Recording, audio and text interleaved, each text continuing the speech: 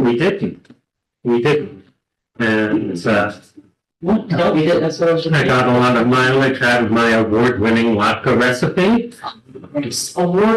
Award-winning. My seventh graders clean up at the tryout, I tell you. Okay. No, I'll give you the secret ingredient later. If I can do it, smash the go. You know, it's cool. It's in the oven. Great. Okay, good evening. I'm gonna go. All right, good evening. Welcome to the Landmarks Preservation Commission meeting. Today is January 8th, 2026. My name is Suzanne Cahill. I'm the Planning Director for the City of Kingston. Before we begin the meeting, I just want to start with a few protocols. If you have a cell phone, I'm just going to ask that you please silence that so it does not interfere with any of the discussion that we have going on.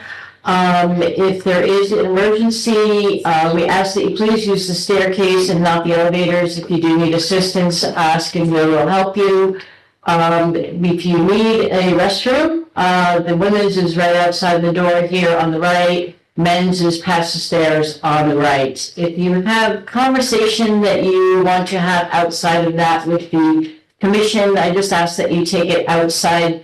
The chambers are available tonight. The other conference room is busy with an additional meeting. I do want to advise everybody that we are recording and we are live streaming, so please be aware of that with your discussion. With that, I'm going to turn the meeting over to Chairman Grumblatt to introduce the other members of the commission that are here. Thank you. Thank you, Sue. I'm Mark Grumblatt. I chair Historic Landmark Preservation Commission for the City of Kingston. I'll ask each of the other commissioners to introduce themselves in turn. And we'll start with you, Eric. Eric Mitchell, Commissioner. Andrea Pughes, Architect of the Commission. Andy Marino, Commissioner. Robert Tyler, Commissioner. Nathan Dickerman, I'm the Historic Preservation Administrator. All right. Mark, I just want to recognize Alderwoman Murdo is our liaison. Yeah, I, as you know, Marissa and I served together on this board for 6 years? Something like that. 3 years. 3 years, okay. Just seen that. Yeah. All right. So it's nice to have someone from City Council who actually knows what we do. All right, I will try and enforce that wherever necessary. Nice. All right. First order of business is the adoption of our November minutes. Has everyone had a chance to review them? Are there any amendments or changes the Commissioner would like to see? Hearing none, I'll entertain a motion to adopt the minutes as presented. So moved, Robert. Thank you. Do I hear a second? Thank you, Eric. All right. Hearing no further discussion, I'll just call the roll. Robert? Aye. Eric? Aye. Andrea? Aye. Nettie? Aye. I also vote yes. And moving right along to 31 Stuyvesant Street. Is someone here on 31 Stuyvesant? Well, hi. Come have a seat. Tell us, give us an overview of what your plans are. And it's a living house and it needs a lot of work. I'm trying to do my best to bring it back to its former glory and, getting pieces turned and all the squiggy bits remade and excuse my technical terminology. So I want to really elevate the house, but the one problem I have is that there are two doors. There are two side doors, and you can see one on the right. so you're going up the hill of Livingston Street. Yeah. So there's one on the right, the steps going, and there's one on the left, and it's really, really hard to make a nice layout inside with all that wasted space with two side doors. The one that I want to get rid of one. I've done a very rough Photoshop of it gone on the right hand side. I don't think it's particularly noticeable. I mean, and it just really, really helps make sense of the interior for modern life. Because at the moment the kitchen was in the back and we kind of lived in below it. And I want to make the door, which is under a porch there on the left, very left-hand side, I want to make that an entrance into a mudroom and a bath is not a bath downstairs and a pantry, and then where that door is now, inside there will be like an open plan kitchen, and it's a beautiful, beautiful tin ceiling in there. I want to restore and make a really nice kitchen in there, and so on, so on, so on, so on. So my I'm speaking in order. My preferences, and then you can tell me what you want to do. Is like my first preference is make it vanish. Bring the siding across. There's a really nice kind of vertical siding detail below the wainscoting there, and just copy that all over. Make it look like it was there. Get rid of the steps and the path and bring the balustrades across. That's my personal preference. And my retreat is to false door. The door on the left is the kind of door I'm proposing to use on the entrance to the entrance I'm going to retain, which will be under that porch on the left. It's the current doors are just rubbishy, horrible doors. So I'm going to be putting that door on the left-hand side, and then what I could do is match it in the existing opening and just have it as a false door. Yeah. Just because it's false, I don't particularly love that, but I have been thinking, you could open it and make it hang garden tools in there or something. I'm not sure because I don't really know about that. And then the next fallback position is leave the ghost of the door there and side in. So basically, you still see the frame, but there'll be siding, which I don't particularly love. But that's. Do we have any sense of what was there first? I'm guessing. I think they were both there. That's the thing, because all the frame, all the trim all matches, and I don't know, but I think that because possibly the whole back of the house was an extension. Actually, I think what you're describing with the kitchen made me think. Yeah, that would make sense because I don't know. Everyone is the same levels inside, but there's a plus.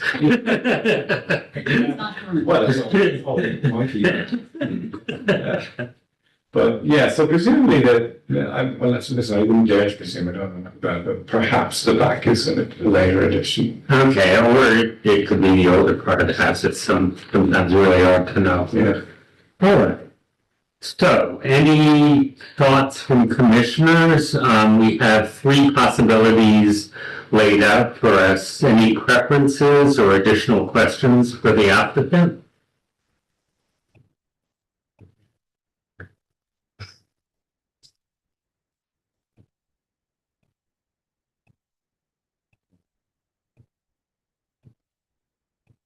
Sort of a tough one because I've done all 3 variations of this in some level on historic properties.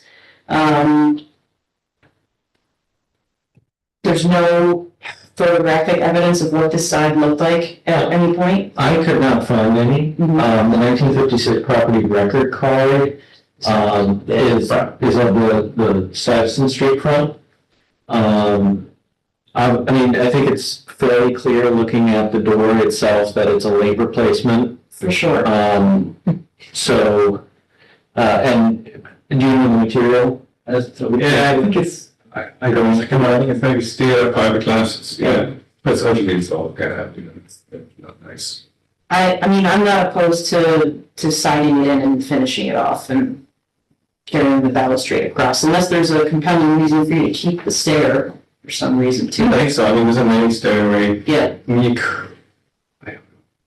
I've thought about that. Would it be nice to just have 2 ways of entering the deck? But it's not really a big enough deck to do a lot on. Right. So necessary. And the siding material at present is wood. Yeah. So mill and match, and the same thing with the balustrade, the guard. I don't have an issue with mill and match. That's an interesting phrase, mill to match. So it doesn't mean to go to Home Depot and wrap it in. It makes sense. Yeah. You tell me where to go to get that done. Ethan's got some great, Have you? There are a few. resources for that. Okay, great. Do some research on. So you would be the option one, Correct. okay. Any other, Yeah, I would have to agree with that. All right. Because, okay, That, the ghost door seems too busy. yeah, the fake door, no, I think a fake door is, yeah. The concept of a fake door might violate one of the Secretary of Yeah. Interior standards, creating false sense of development. Egress or something like that. Do you think it was ever not a fake door? Like, No, it's a real door now. no, Oops.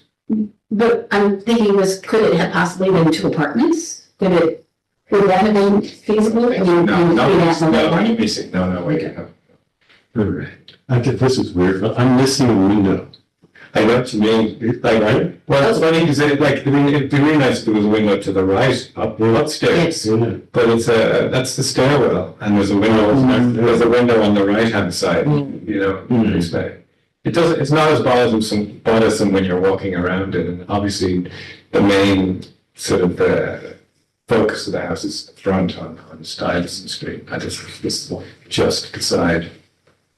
Try to pull up a frontal view of the house.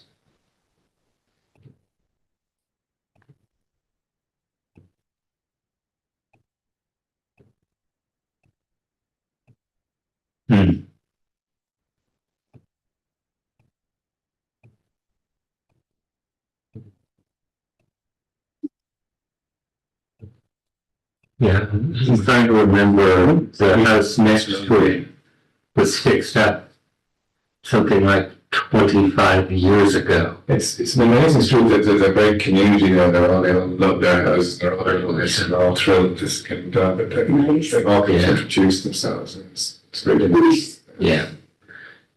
Life on a dead end. Life on a dead end. A really good view of the fireworks.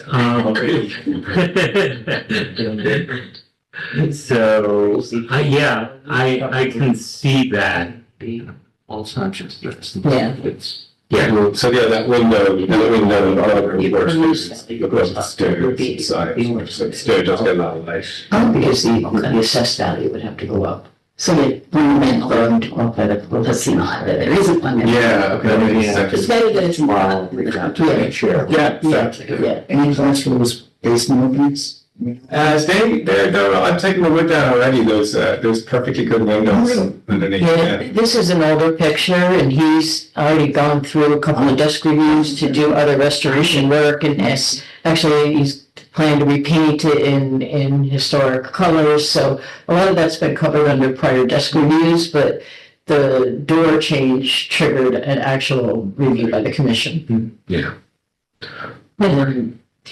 I'm tempted to agree with you that it doesn't serve historic importance to have an outline or a fake door there.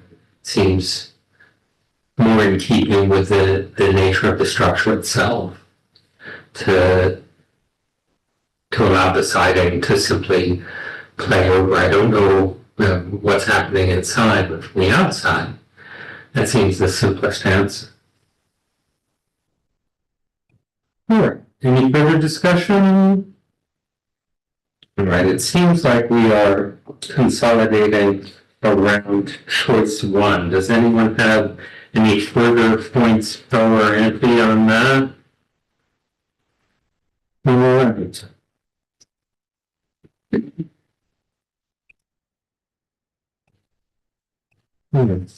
Yeah.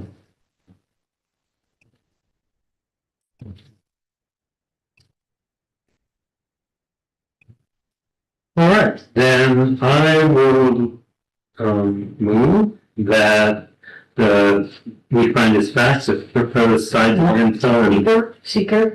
a month and I forget, you know? All right, I need to entertain a motion that this is a type 2 action under the State Environmental Quality Review Act. Motion? Thank you, Eric. Do I hear a second? Second. Thank you, Nettie. Any further discussion? Hearing none, I'll call the roll. Robert? Eric? Andrea? Aye. Nettie? Aye. And I also vote yes. There we go.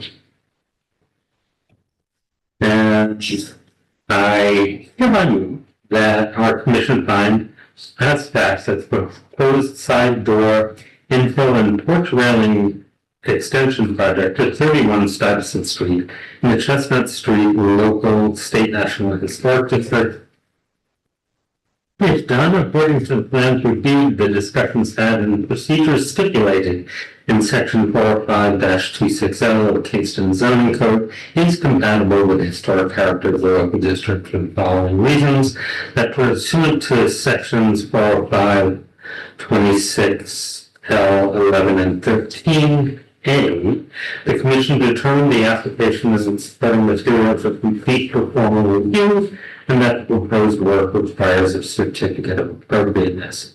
The proposed work is to take place at the 2.5-story Victorian building at the northeast corner of Livingston and Stuyvesant Street intersection. It was likely built circa 1890 and was at one time owned by William Roach, the owner of a leather findings business. Do we even know what leather findings are? You can find the cattle first. That's an Importer. Raw material. All right, so this is pre-tenning, correct? In Rhonda, the applicant is rehabilitating the building, which involves operations of the interior layout and closure of the Livingston Street facing exterior door. The HPLC recognizing that the existing door itself is non-historic and that the proposed alteration is an action that is generally understood as reversible. The HLPC considered three proposed options as follows. 1, completely remove the side door and cover it with matching siding. 2, remove the non-historic door and replace it with a more historically appropriate wooden dummy or non-functioning door.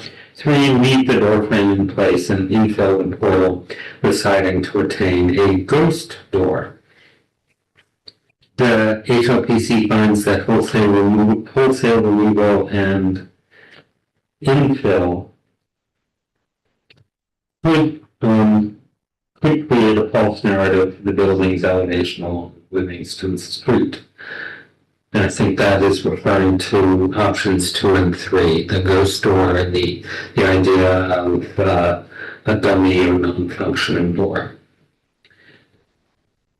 So the HLPC finds that the complete removal of the side door and covering it with siding matching the existing siding as well as extending the balustrade with matching materials is a compatible alteration that is appropriate for this feature in this specific context.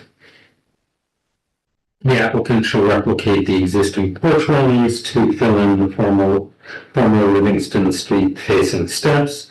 The HLPC reviewed the Secretary of Interior standards for the rehabilitation of historic properties and finds that the proposed work is substantially in conformance with the standards.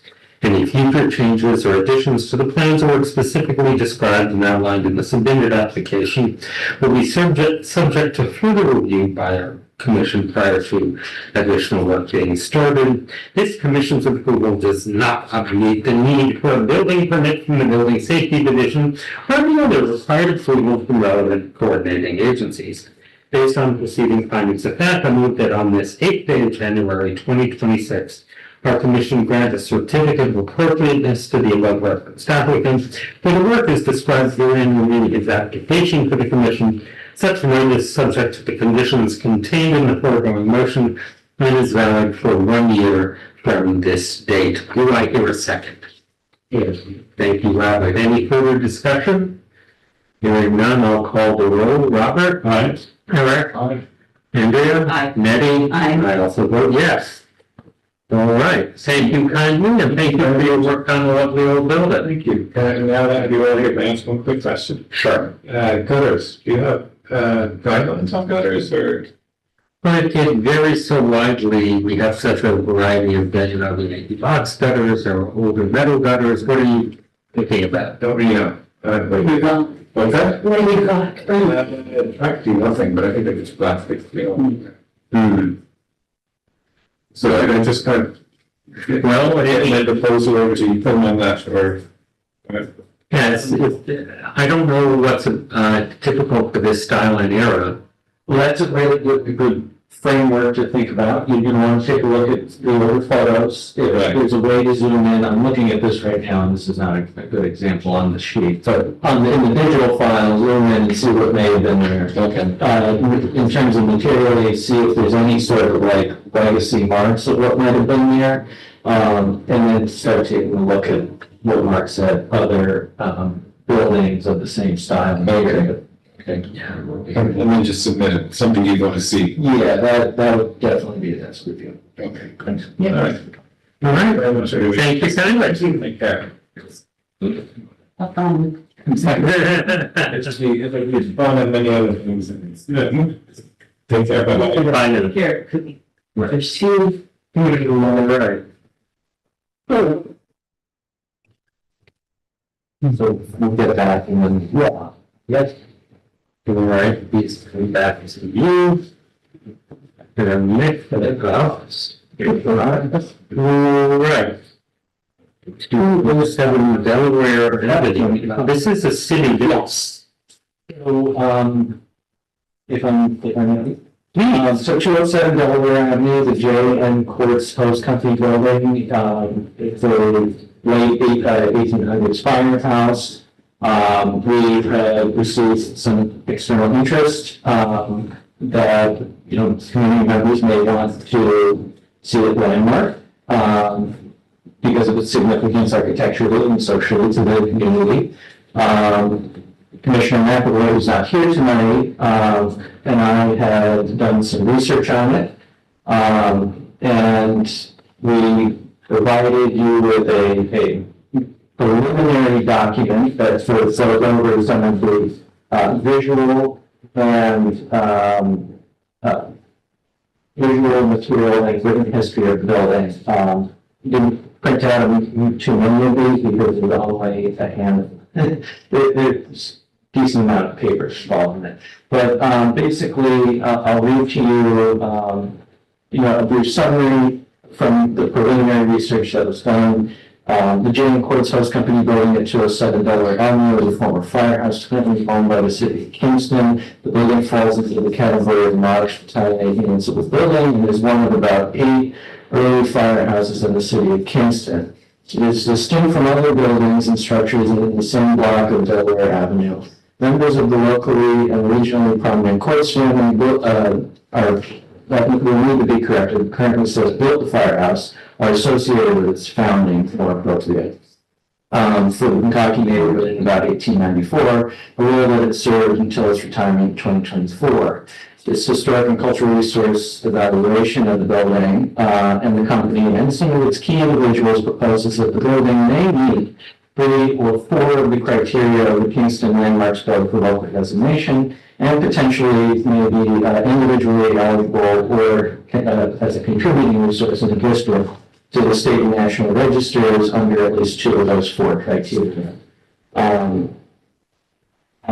Yeah, so something to note is that in the earlier work that the city had the consultant do for the Privati area, this building was deemed to be eligible. And it is city owned, as Ethan said. It is also up for auction. The auction is tomorrow, so the city is looking to sell this, which is one of the reasons why we wanted to bring it forward, because the city will be selling it at some point in time.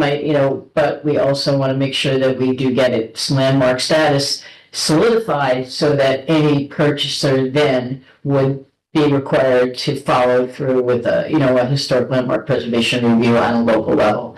In order to accomplish that, there's a specific process that has to happen. And one of the ways to do that is for this committee to initiate that process. And you need to hold a public hearing. So we would like to ask someone to recognize the significance of the structure as being eligible to be designated as a local landmark. We will schedule the public hearing for our February meeting, and then take a vote and put it then forward to the Common Council to do the actual nomination as a local landmark. And if I could just add, the process is cited under 40526L7B. It's particular criteria that are favored. And before that, subsection A says that it could be a motion of any member of this commission. And then further down in that code, it says subsection G, recommendations for designation must be accompanied by historical architectural information as required by you for this application. So hopefully, if a motion were to take place between now and your public hearing for additional information could be sourced. I have a question. If the auction is tomorrow, and whoever wins that auction, their intent is to tear down. If it's deemed eligible, I believe, and I don't have the code. Can we get that done quick enough before the auction? Because Well, the auction's tomorrow. that's what you want, but The sale would have to. The auction is a different thing than the sale. Yeah. Yeah, the sale would not take effect, and I believe that if it is eligible, if we start this process, I believe that will be in effect, right? Yes. Something in there. So if you motion to do it, there would be a public hearing at the February meeting. If you hear sufficient support and you find that it meets the criteria, you would recommend its designation. And in the interim, you would recommend its designation to the Common Council. Yeah. In the interim, it would have all the same protections and recognition as if it was a full landmarked building until it's conveyed by the. But my concern is if they bid tomorrow without the understanding that this could go to landmark. So they bid, they win, and they purchase it, and If the sale has to go through a full council review, it doesn't automatically get sold. So the auction's tomorrow, Yeah. they'll take all the bids, then the Common Council they'll go to a committee, and the Common Council is gonna review it. but if you're at an auction, you're making a bid, shouldn't you know that you're not gonna be able to tear this down? I mean, if your intent is to go there and make a bid because you're gonna put a 7-Eleven there instead, and then you find out when you go to purchase it that you can't do that. Well, hopefully, if that's the intent of whoever purchased it, the council will have enough wherewithal to say, that's not, no. And then you would go to the next bidder? Could they do, I mean, I just. So you don't always have to go to the highest bid. Okay. Will they make a sort of statement during the auction that this could become protected? Will Or they? it is protected if we vote on it tonight. Right, okay, that'll cover it. No, it won't be protected until your public hearing is held and you make the recommendation to. Okay, I misunderstood what you were Right, saying. so your February meeting, okay, will, let's see, when is it? February 5th. February 5th.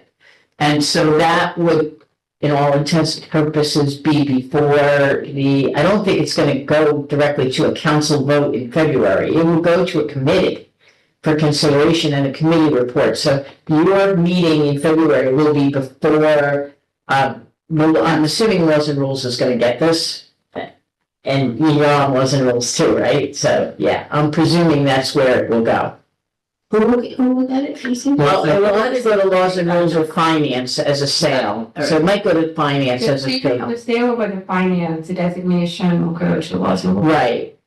Right. But if the commission votes on February 5th after scheduling their public hearing to recommend it be designated a local landmark, at that point, it is protected on an interim basis until the council makes its vote. It has protection from that point moving forward. So the committee that's going to be reviewing the sale will be the finance committee. the council meeting, I believe finance, can we look up when finance committee is gonna be? But the finance committee is gonna be after you meet. So it'll have the protection in place, and laws and rules committee in February too. But it was my understanding that, correct me if I'm asking a question, that once you calendar a public hearing, a building, a district, or a designation is protected from the moment it is calendared, because otherwise property owners realize, oh my gosh, it was going to go to public hearing, I'm going to demolish the building tomorrow.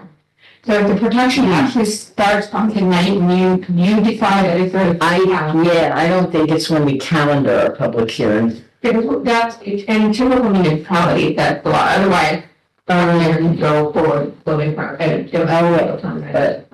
But you've got the dates of the meetings and all those other things. Okay, notice of the proposed designation, including the shall be sent by the HLPC by regular mail, briefly describing the proposal, date and time.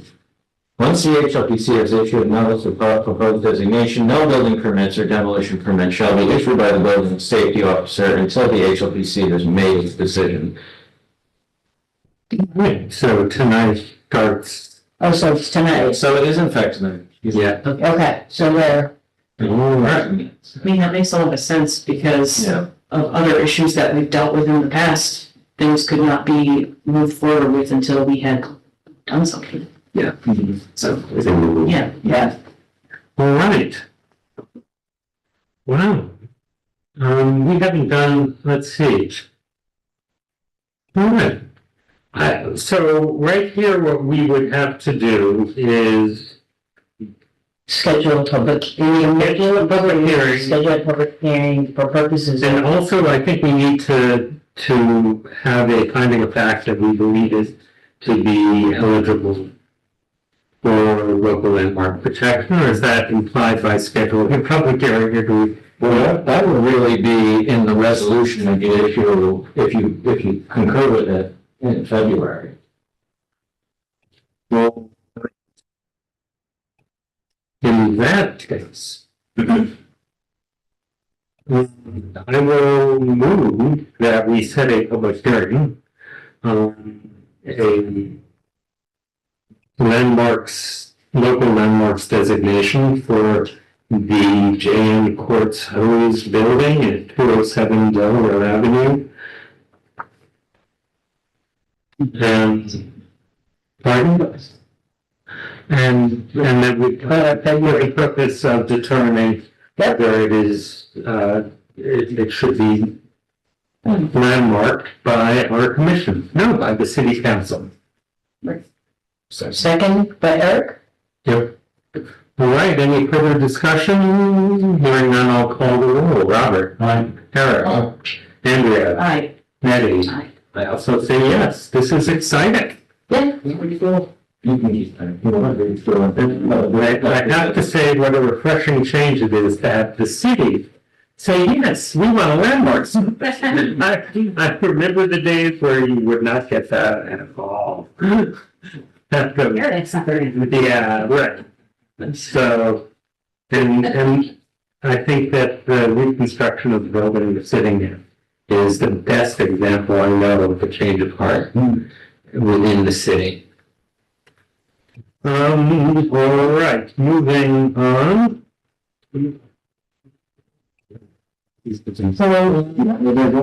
So item 4 of your agenda concerns annual training.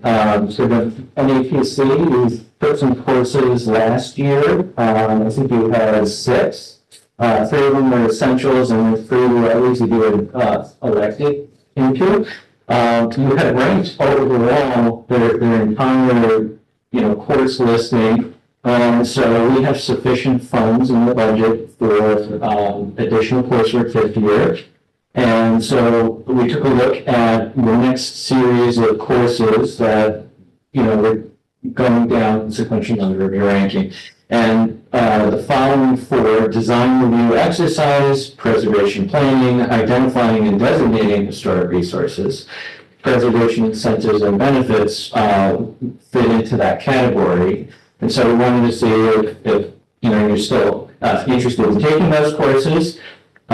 for a virtual camp. That would be with 2 trainers, and it would still leave some funds left over for potentially a specialized training program, perhaps with a preservation craftsperson, maybe mason or roofing or something else to that effect.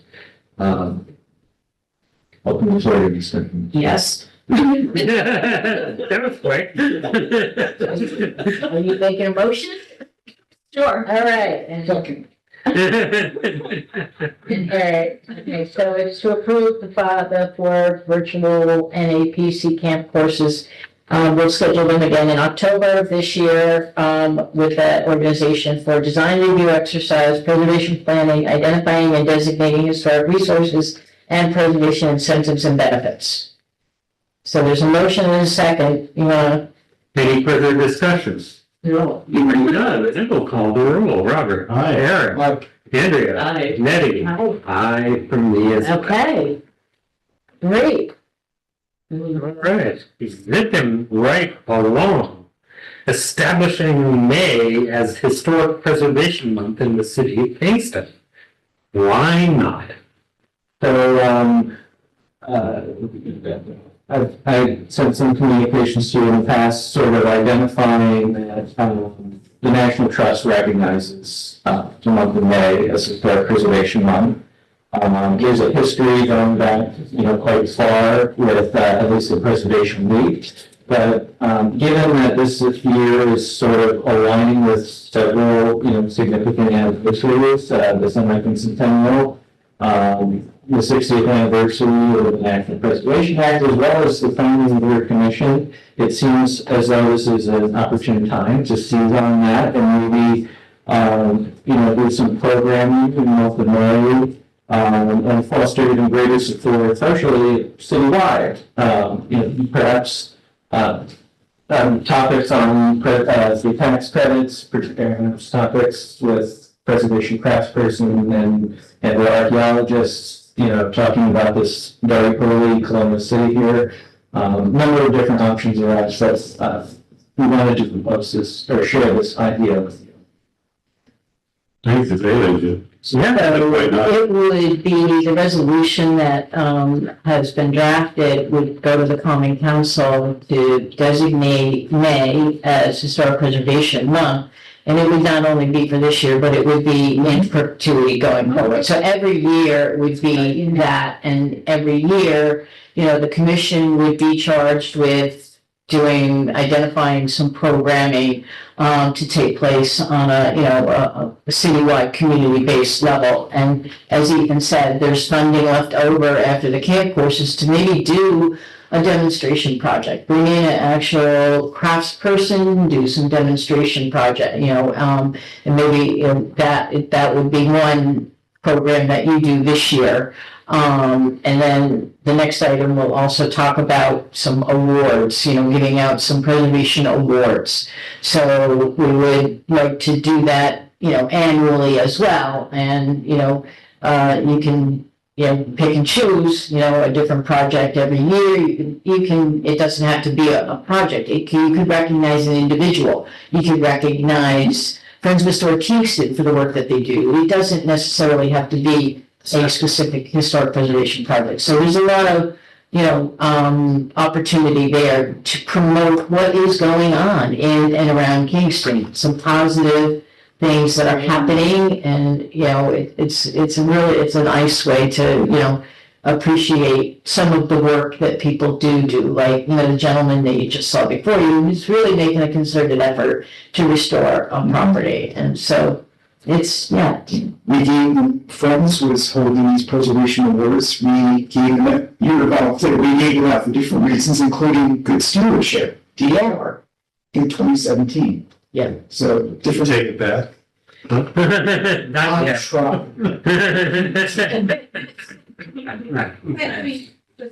You can do advocacy awards, you can do documentation awards. Yeah, there's a whole. Of, Documentation. Yeah.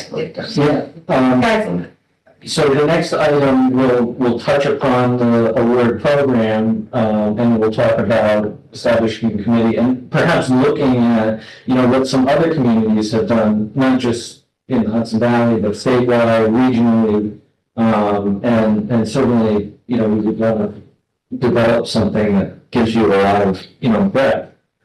Yeah. Do we still have the brass plaques? Yes, we do. Okay. So part one is the resolution to go to the council. So you do a seeker determination first, and then hopefully you had an opportunity to review the resolution that you can send. Can I read that into the record, or you can just make a motion to dispense with the reading and adopt it? I make a motion. Let's do the seeker first, please. All right. I'll be back to you in just a minute. This is an unlisted action, I'm presuming? No, this is Is this a type 2 or an It's unlisted? type 2. What's even in seeker? Just curious.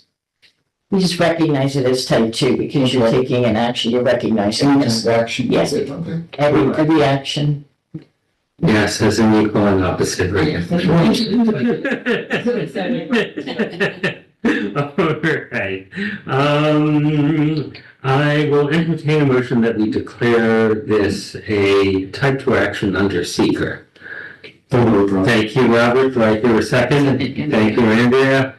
Any discussion? Hearing none, I will call the roll. Robert? Aye. Darren? Andrea? Aye. Nettie? Aye. I also say aye. Now, getting back to you, Eric. Would you like to move that we dispense with the reading of the resolution? I move that we dispense with the reading of the resolution. And I second. And then, and to approve it? Are you motioning to approve it? Dispense and. Dispense and approve. Okay. Yeah, that will save an entire motion. Thank you. I will. You're seconding? I will second it as amended. Any further discussion? Hearing none, I'll call the roll. Robert? Eric? Andrea? Aye. Nettie? Aye. I also say yes. All right. Okay, hang on, you're gonna have to do some signatures. That's right. Do we sign it on page 3 of the resolution Yep, itself? I'm gonna send around a decision document first.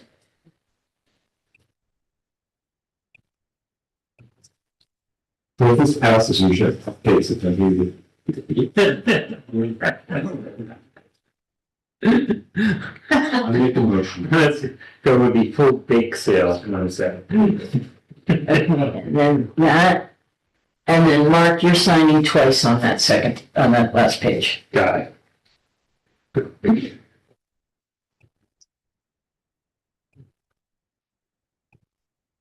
So Zika said the next item that is up is we're looking to create a subcommittee of this commission of 3 members that will work with staff to work on the framework for the new award program that we would like to bring back to this commission in February or March for full review and approval. And then we'll go forward with the program. Are there 3 members that would like to work on the committee? Wait, I'm trying to understand exactly what. So we would determine categories or. Yeah, just they would maybe look at other communities, see what other communities do, what other organizations do, and then just come back with a guidelines, for the awards program. And, it can be very general in terms, doesn't have to be specific, but just, that, you'll have a nomination process, how your nomination process might work, how you might put the word out for people to, do you want to do it nominating just within your commission, or do you want to allow, a neighbor or an older person to nominate someone in their ward? Do you want the community to be able to make nominations, and then your commission evaluate them? It's how the procedure will work. Yeah, and beyond that, like earlier, we were talking about categories. It's very, very interesting how different communities do it. It's also interesting how they sort of like record and celebrate it. In preparing this brief for you, have looked at a few of them, and they have PowerPoint slides, stayed on their Landmark Commission pages.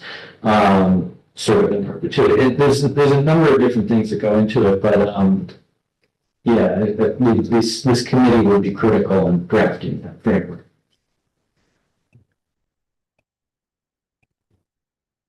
Big part of it. You would be interested? Yeah. Okay. You have one. I would need to decline. I'm swamped. Yeah, I wouldn't trust myself. I'm being sent to change the rules at immigration court. I'm on the road Okay. to Philadelphia and New York City. It's insane. Yeah, they changed the rules again.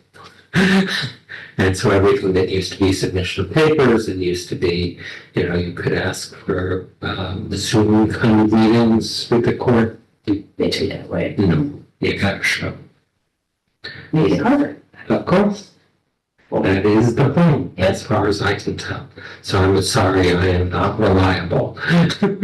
No, that's fine. Eric, would you I be? can't do it No. this year. Unofficially, I could probably help out, but I can't commit right now. Okay. Full scale. Andrea? I'm kind of in the same boat. Okay. Ready? I'm good. I'll do it. You'll do it. Yeah, okay. So we have two. And you still, Kevin, last Kevin? Well, I'll be working. Yes, okay. Yeah. No, you're by yourself. Good luck, enjoy. Drink your coffee. I can still help you tomorrow morning. Yeah.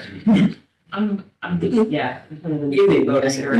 if Marissa wanted to do it. Marissa, would you want to do it? Be on to work with us? Yeah, I mean, I like the Common Council to be as much engaged as, with programming and awards. Okay.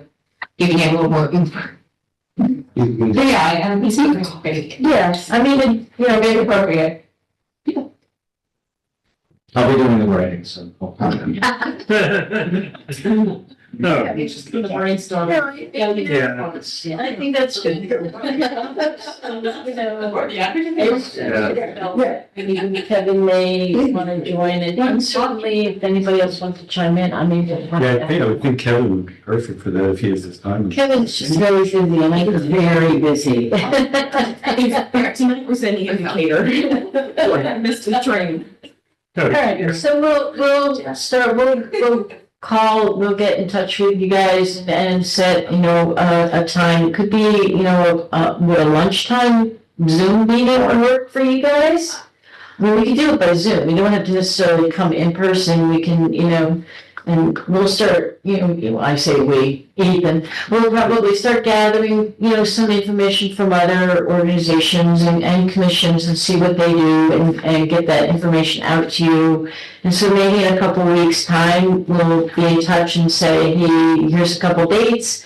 Are you available? I don't know if the morning maybe works better or lunchtime or, I need to tie up people's evenings. I know we're all really crazy busy, but we'll see what is good, what fits, and hopefully be able to put something together before our February or March meeting with a good program. Great. Okay, because that leaves you April, and then if you want to do something this year, May is going to be here very quickly. You don't have to necessarily do something this first calendar year, but I would kind of think that there's, it's right for, there's all these people that could be and should be acknowledged for what they've done. So I think it could be done. And I do just want to say that some of what's here could be a basis for what you're going to work on. I'd encourage you to take a look at some of these examples and think about how they answered the questions below.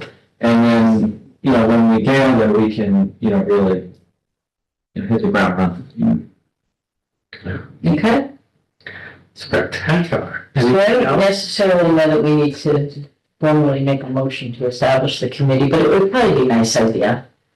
All right, I will move that we establish a committee for preservation awards. And I would like to note that we have 3 members and that it can be 3 to 7 in total. Okay. Second? So Eric, okay. Any discussion? Hearing none, I'll call the roll. Robert. Hi. Eric. Andrea. Aye. Nettie. Aye. I agree. Here we go. All right. A motion to adjourn? So moved. All right, do I hear a second? Second. Second, thank you.